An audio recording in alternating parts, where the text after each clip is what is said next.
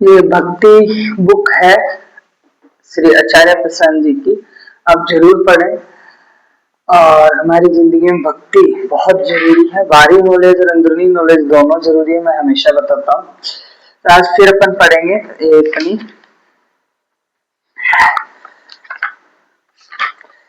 भगवान। देखो, भक्त का प्रण और भगवान का प्रेम चल रहा था।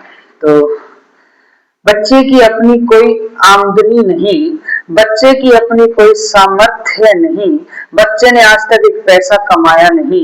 बच्चे को तो बस मिठाई की दुकान की ओर उंगली उठाकर कहना है जी, और आगे का काम बाप को करना है। मतलब ये बात बताई जा रही है कि अगर हम सच का साथ नहीं पकड़ेंगे तो हमें हर कोई लूट लेगा। और सच हमेशा, अगर सच के सामने सर झुका रहेगा और सच हमारे साथ रहेगा, जब भी हम बाजार जाएंगे सच हमारे साथ रहेगा, तो हम वही चीज खरीदेंगे जो हमें सच तक लेके जाए। बस बच्चे को क्या कहना है?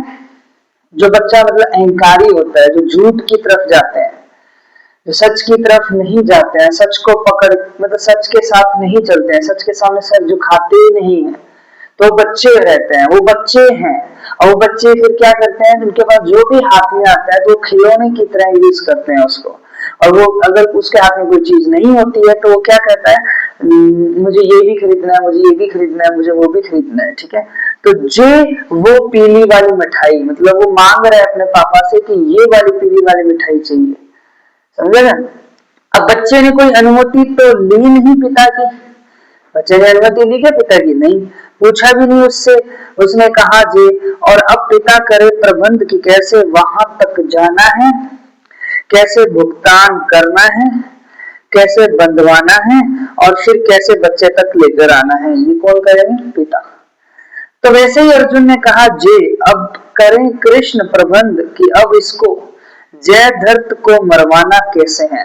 तो जयद्रथ को कैसे मरवाना है, ये श्री कृष्ण बताएंगे कि श्री कृष्ण क्या है? सच के साथ है, और अर्जुन क्या है? उनके शिष्य हैं। और वो जैसा श्री कृष्ण कहेंगे वैसा अर्जुन कर रहे हैं, क्योंकि अर्जुन के माध्यम से कृष्ण ही तो बोल रहे हैं। अर्जुन के माध्यम से कृष्ण ही बोल रहे हैं। कृष्ण जी ने ही तो सिखाया है अर्जुन को शिक्षा। युद्ध के टाइम श्री कृष्ण जी ने सिखाई है गीता अर्जुन जी को। अर्जुन बच्चा है, उसने अपने आप को सौंप रखा है किसको? कृष्ण को। हमें सबको जो जितना काम है सबको हम श्री कृष्ण को सौंप दो, मतलब श्री कृष्ण के लिए ही काम करो, बस सीधी सी बात। जो कुछ करना है श्री कृष्ण के लिए करना है। अपने आप को सौंप देने का ये बड़ा लाभ है। तुम्हें कुछ करना नहीं, तुम्हें अब बस फरमाइश करनी है। तुम्हारी फरमाइश तुम्हारी है ही नहीं, क्योंकि अब तुम्हारी फरमाइश तुम्हारी रही नहीं ना। तुम्हारी फरमाइश क्या हो गई? अब तुम्हारी फरमाइश क्या हो गई? तुम्हारी फरमाइश क्या हो गई? तुम्हारी फरमाइश ये हो गई कि अब सब कुछ काम आपने किसको सौंप दिया है? श्री कृष्ण जी को सौंप दिया है। और तुम्हारी फरमाइश तुम्हारी है ही नहीं, अब तुम्हारी कोई फरमाइश नहीं रही, तो तुम्हें वो भी नहीं करनी। समझ रहे हो? अपने आप को सौंप दो और फिर निर्द्वंद मतलब निष्काम होकर के जो करना है करो। इच्छा करनी है तो इच्छा भी करो, तुम्हारी इच्छा की पूर्ति वही कर देगा जिसने तुम्हें इच्छा दी है। और ऐसी इच्छा अब तुम्हारे मन में आएगी ही नहीं जो पूरी होने योग्य नहीं है। ऐसी इच्छा अब तुम्हारे मन में आएगी नहीं जो पूरी होने योग्य नहीं है, क्योंकि अब तुम्हारा मन किसका है? उसका है। तुम्हारा मन, तुम्हारा सब कुछ किसका हो गया? श्री कृष्ण का हो गया, क्योंकि तुमने सब कुछ किसके लिए कर रहे हो काम? श्री कृष्ण जी के लिए काम कर रहे हो, किसी के लिए काम नहीं कर रहे। तो उसमें इच्छाएं ही वही उठेंगी जो सुपात्र है, जिनको पूरा होना ही चाहिए। मतलब उसमें अगर इच्छाएं भी उठेगी तो वही उठेंगी जो श्री कृष्ण जी के काम को बढ़ावा देती हो, मतलब सत्य को पहुंचाने के लिए दुनिया तक काम आती है। इच्छाएं वो ही उठेगी, और जो जिसको पूरा होना है वही उठेगी। तुम्हारी इच्छा अब उसकी इच्छा है, मतलब जो तुम्हारी इच्छा है वो उनकी इच्छा है। उसकी इच्छा है तो खुद पूरी करेगा ना। अब करो खुलकर इच्छा। तुम ऐसा कुछ मांगोगे ही नहीं जो तुम्हें नहीं मांगना चाहिए। तुम ऐसा कुछ मांगोगे नहीं जिसे तुम्हें नहीं मांगना चाहिए। तुम वही मांगोगे जिससे सच्चाई लोगों तक पहुंचती हो, सच्चाई जन जन तक पहुंचती हो। तुम सब वही मांगो जो तुम्हें मांगना ही चाहिए। और ये कैसे पता? क्योंकि तुमने सबसे पहले उसको मांगा जो तुम्हें मांगना चाहिए। क्योंकि तुमने सबसे पहले किसको मांगा? श्री कृष्ण जी को मांग लिया, सत्य को मांग लिया। तो अब जो भी इच्छाएं होगी वो सच्चाई के लिए काम करेगी, जो भी बुद्धि होगी सच्चाई के लिए काम करेगी, जो इंद्रियां होगी वो सच्चाई के लिए काम, सब कुछ किसमें लग जाएगा? सच्चाई में लग जाएगा। एक ही चीज में सब कुछ क्या हो जाएगा? झोंक दिया जाएगा। कृष्ण को मांग लिया है। अब एक सबसे बड़ा इम्तिहान तुम लांग आए तो छोटे छोटे इम्तिहान तो उत्तीर्ण कर ही जाओगे। अगर इतना बड़ा आपने चीजें मांग ली है, सत्य मांग लिया है, सच्चाई की तरफ हो लियो, तो अब छोटी छोटी सारी चीजें पूरी हो जाएगी। जब पहले सही मांगा तो अब गलत कैसे मांगोगे? जब आपने श्री कृष्ण जी को ही मांगा तो अब गलत कैसे मांगोगे? अब जो भी करोगे सही करोगे। तो तुम्हारा मन किसकी तरफ है? श्री कृष्ण की तरफ है। जो काम आप करोगे वो श्री कृष्ण जी के लिए करोगे। तो जो भी करोगे, पानी पी रहे श्री कृष्ण जी के लिए, जो कर रहे हो श्री कृष्ण जी के लिए, बस खत्म। सबसे पहले उसको मांग लो जिसको मांगना सही है। उसके बाद जितना छोटा मोटा मांगते रहोगे वो सब मिलेगा, सब मिलेगा। ठीक है। अब देखो ये सारी चीजें होती है ऐसी। इसी बात को पुराने लोग और कथाएं ऐसे कह गए हैं कि तेरी मुराद पूरी होगी बच्चा, तेरी मुराद जरूर पूरी होगी बच्चा, लेकिन सिर्फ तब जब तेरी मुराद हो ही नहीं, हो ही न। जब तेरी मुराद उसकी मुराद है तब मुराद जरूर पूरी होगी। मतलब तेरी मुराद उसकी मुराद है। जो भी तुम इच्छाएं कर रहे हो किसके लिए कर रहे हो? श्री कृष्ण जी के लिए, सच पहुंचाने के लिए। और पूर्ण की इच्छा करो, इच्छा पूर्ण हो जाएगी। मतलब सच की इच्छा करो, सच पूर्ण, तुम्हारी इच्छा पूर्ण हो जाएगी। अन्यथा इच्छा तो अपूर्ण ही रहती है। वरना अगर मन गंदा है, मन सच की तरफ नहीं जा रहा है, तो इच्छाएं क्या रहती है? अपूर्ण रहती है। इच्छाएं किसी की आज तक पूरी नहीं हुई, इच्छाएं आज तक किसी की पूरी नहीं हुई है। क्योंकि अहंकार जो है अगर वो सच की तरफ नहीं है तो वो जो इच्छाएं करेगा, अनंत इच्छाएं करेगा, उसकी इच्छाएं कभी पूर्ण नहीं होती। इसलिए वो हर पल 2 मिनट खुश होता है, फिर दूसरी इच्छा आ जाती है, तीसरे 2 मिनट खुश होता है, फिर चौथी इच्छा आ जाती है। तो ये इच्छा अनंत तक चलती है। तो हमें पहले किसका करना चाहिए? हमें सबसे पहले चुनाव करना चाहिए सच का। सच से प्रेम होना चाहिए, सच से प्रेम का चुनाव करना चाहिए। तब जाके जो भी करोगे तुम सही करोगे। और अगर सच से आपका प्रेम नहीं, अब तुम जो भी कर रहे हो गलत ही कर रहे हो, तुम देख भी रहे हो तो गलत ही देख रहे हो। समझ में आ रहा है? तो बस पूर्ण की इच्छा करो तो इच्छा पूर्ण हो जाएगी, फिर समस्त इच्छाएं पूर्ण हो जाएंगी। और अपूर्ण की इच्छा करो तो इच्छा को अपूर्ण ही रह जाना है। बड़ा मांगोगे तो बड़े से बड़ा मिलेगा, छोटा मांगोगे तो छोटे से छोटा भी नहीं मिलेगा। ठीक है। क्या चाहिए अब बड़ा मांगना? फैमिली डोसा अगले दंगल में काम आएगा। प्रश्नकर्ता क्या पूछता है? आचार्य जी, मैंने बचपन में एक कहानी सुनी थी कि भगवान तक वापस लौटने के 2 मार्ग हैं।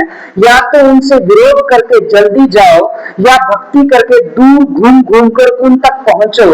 ये बात मुझे समझ नहीं आई। आचार्य जी बोलते हैं, सत्य का कभी विरोध नहीं करते, हम बड़ी तिरछी चाल चलते हैं। हम झूठ को सत्य का नाम दे देते हैं और कहते हैं कि हम सत्य के समर्थन में हैं। समझिएगा बात को, हम ये नहीं कहते कि हम सत्य के विरोध में हैं। हम क्या कहते हैं कि हम हैं, तो हम कभी ये नहीं कहते कि हम सत्य के विरोध में हैं। हम क्या करते हैं? हमें जब सत्य के विरोध में होना होता है तो हम झूठ को सत्य का नाम दे देते हैं। झूठ जो, जैसे हम सत्य के विरोध में होना होता है ना, तो हम झूठ को सत्य का नाम दे देते हैं, तो झूठ को ही सच मानने लग जाते हैं। तो ये हुआ सत्य के साथ विरोध, मतलब सत्य के विरुद्ध विरोध, सत्य के सामने विरोध। अगर सत्य के सामने विरोध कर रहे हो मतलब समझ लो कि झूठ को सत्य मान रहे हो, अपने केंद्र में झूठ रख रखा है। बस अपना केंद्र जो है वो सच की तरफ नहीं है। अपने केंद्र में झूठ रख रखा है, झूठ को सत्य मान रहे हो, झूठ को सत्य मान रहे हो, इसलिए आप सत्य के विरोध में हो। हमें जब सत्य विरोध में होना होता है तो हम झूठ को सत्य का नाम दे देते हैं और कहते हैं कि हम तो सत्य का समर्थन ही करते हैं, ठीक है। पर हम वास्तव में समर्थन किसका कर रहे हैं? हमने झूठ को सत्य का नाम दे रखा है और हम झूठ का समर्थन कर रहे हैं। हम किसका समर्थन कर रहे हैं? झूठ का समर्थन कर रहे हैं, मतलब झूठ को सत्य का नाम देकर फैला रहे हैं, झूठ को सत्य का नाम देकर उसको बढ़ावा दे रहे हैं, झूठ को सत्य का नाम देकर उसको लोगों तक पहुंचा रहे हैं। ये गलत बात है, हमें सच पहुंचाना चाहिए, हमें झूठ को हटाना है, झूठ को जानकर।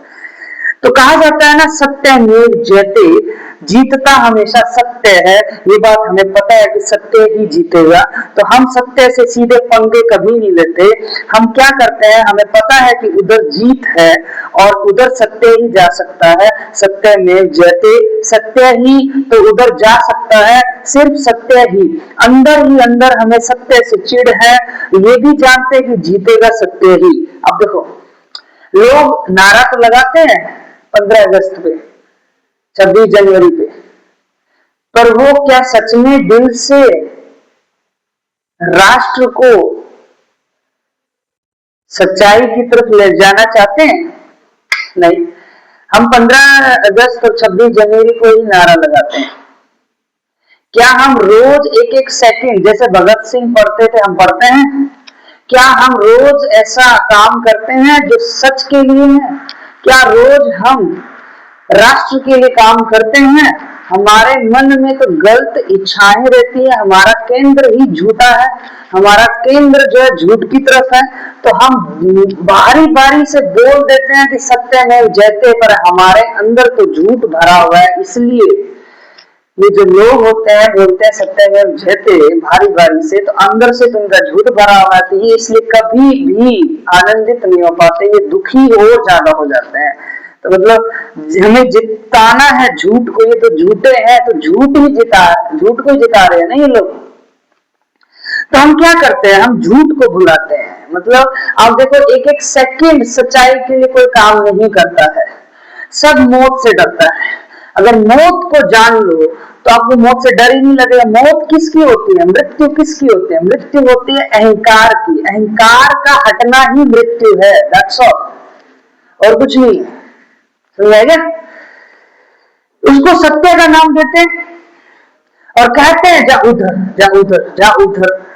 हमने इतनी भी आबरू नहीं होती, इतनी भी गैरत नहीं होती कि हम जिसके खिलाफ खड़े हैं हम वो खुल के उससे कह सकें कि हम तेरे खिलाफ खड़े हैं। हम जैसे मान लो ऐसा बोल भी नहीं सकते कि हम सत्य के विरोध में खड़े हैं, हम अंदर से झूठे हैं, हम बोल नहीं सकते। अगर हम बोल जाए, स्वीकार कर लें कि हम झूठे हैं और सत्य के विरोध में खड़े हैं, तो हमारा झूठ खत्म हो जाएगा और हम सच की तरफ पहली सीढ़ी चढ़ जाएंगे। सत्य के खिलाफ तो सारा संसार खड़ा है, लेकिन इतनी हमारी हिम्मत नहीं पड़ती कि हम खुल के कह दें कि हम सत्य के खिलाफ हैं। तो हम क्या कहते हैं, सारे के सारे जय भगवान जी की, और दिल ही दिल में हम सारे के सारे भगवान जी के खिलाफ हैं। यही बात है, मतलब भारी भारी हम कहते हैं श्री राम श्री राम श्री राम, पर हमें ये नहीं पता राम का मतलब क्या है।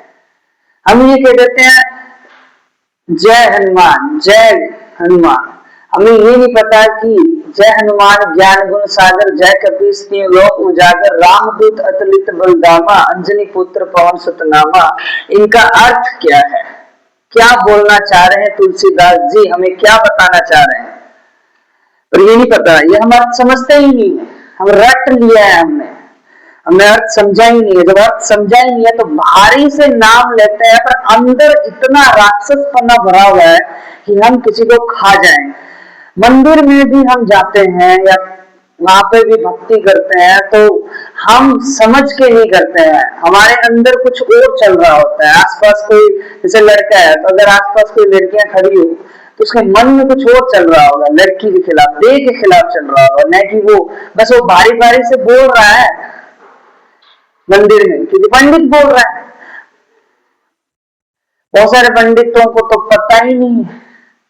कुछ पंडित बहुत अच्छे होते हैं, जिन्होंने जिनको अर्थ बताते हैं, मंदिर में बैठ के लोगों को समझाते हैं, यही काम है।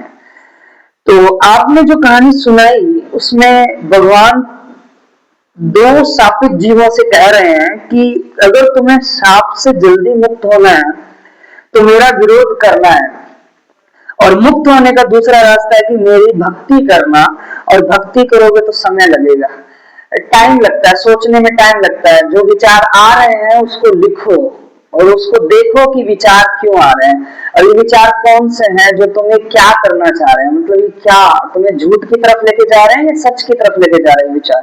ये बहुत इंपॉर्टेंट है। ये जो दिमाग का जो है ना, हर सेकंड आपके मन में कैसा विचार आ रहा है, सच की तरफ आ रहा है, सच के लिए आ रहा है, झूठ के लिए आ रहा है, ये सारा लिखो, उससे पता चलेगा। तो दुनिया में सबसे मुश्किल काम है सत्य का खुला विरोध करना। सत्य का खुला विरोध करो सबसे मुश्किल काम है। मतलब बोल दो कि हाँ मैं गंदा हूं और मैं झूठा हूं और मैं सच के विरोध में हूं, तो काम हो जाएगा भी। तो तुम समझ जाओगे कि नहीं, हाँ मैं सच में हूं तो मुझे काम करना है इस पे। और दुनिया में सबसे प्रचलित काम है सत्य का विरोध करना। दुनिया में सबसे प्रचलित काम क्या है? सत्य का विरोध। और सबसे विरल काम क्या है? अप्रचलित काम क्या है? सत्य का खुला विरोध।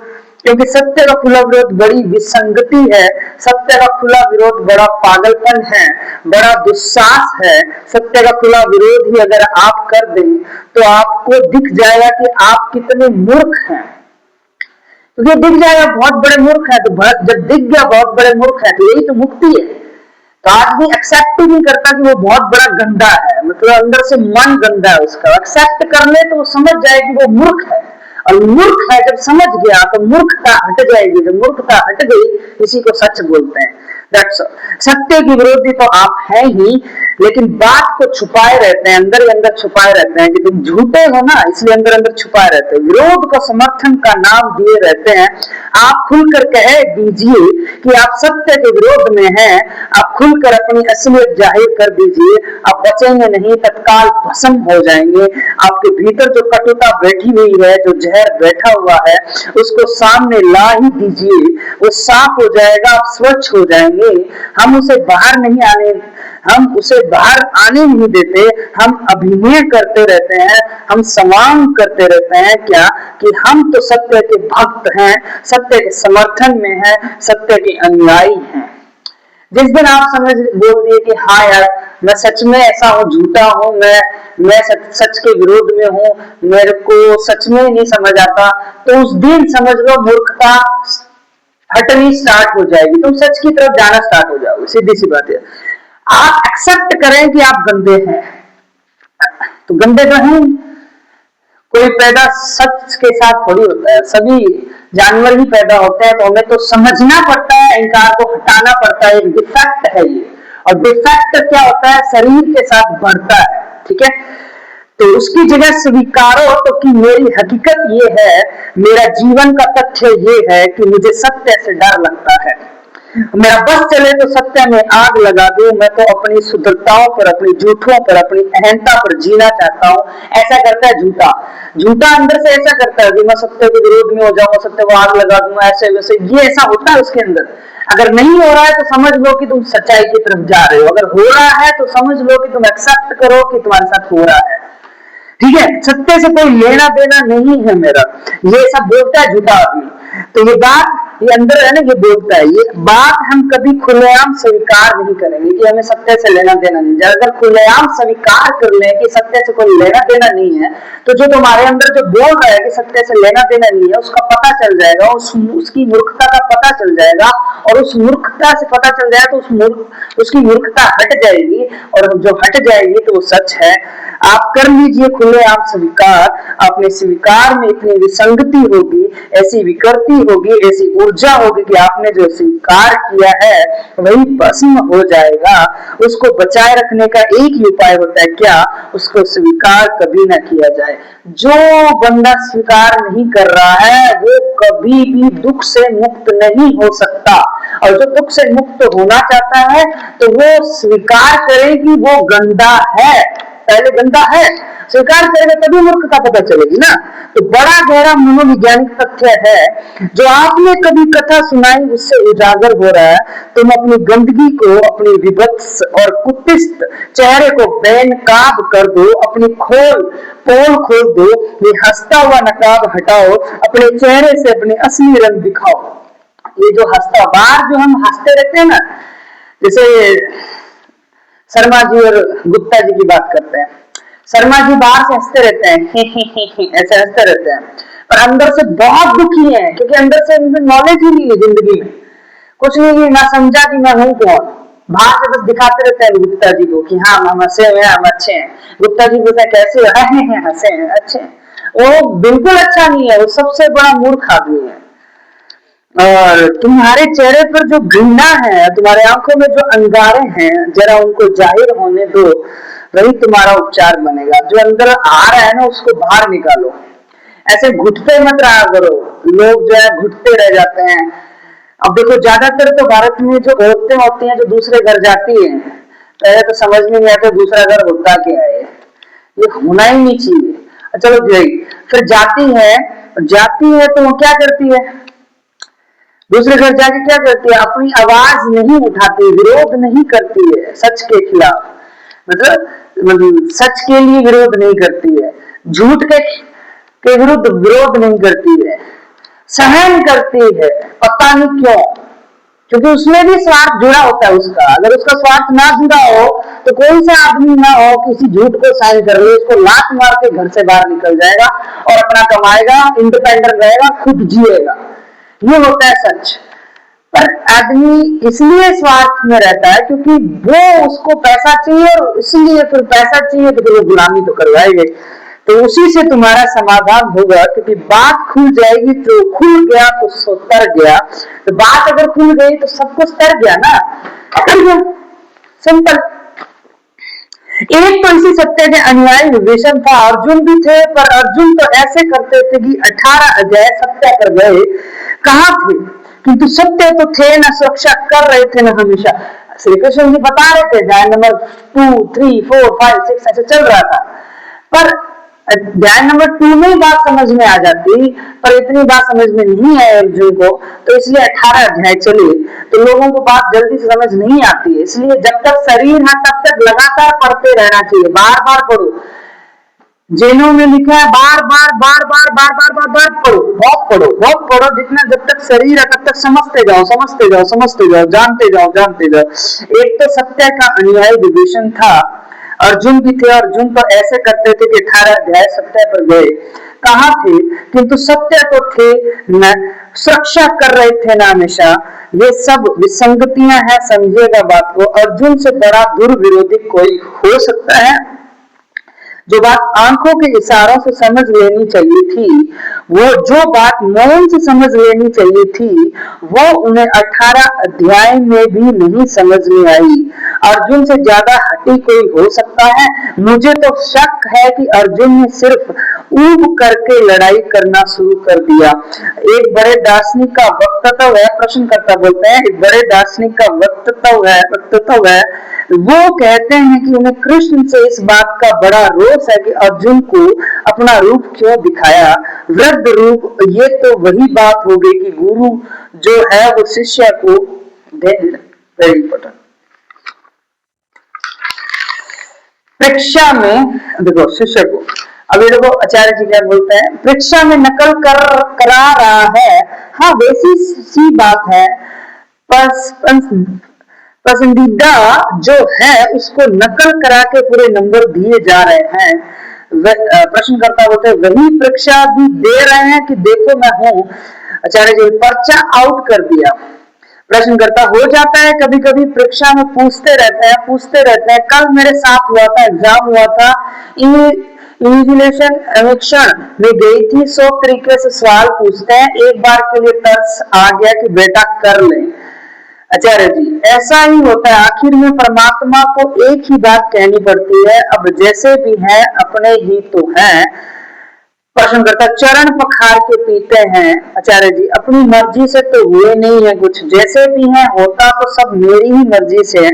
तो अगर ये बेवकूफ है तो भी बात तो मेरे ही मत्थे है, जिनने उलझाई है उलझाई अब वही सुलझाए, और जिस किसको दोष दे परमात्मा, उसके अलावा कोई है नहीं। अद्वैत की ये बड़ी विभिषका है, आप किसी और को दोष नहीं दे सकते। अब ये चैप्टर था। अब पढ़ेंगे सांख्य योग। सांख्य योग पढ़ेंगे।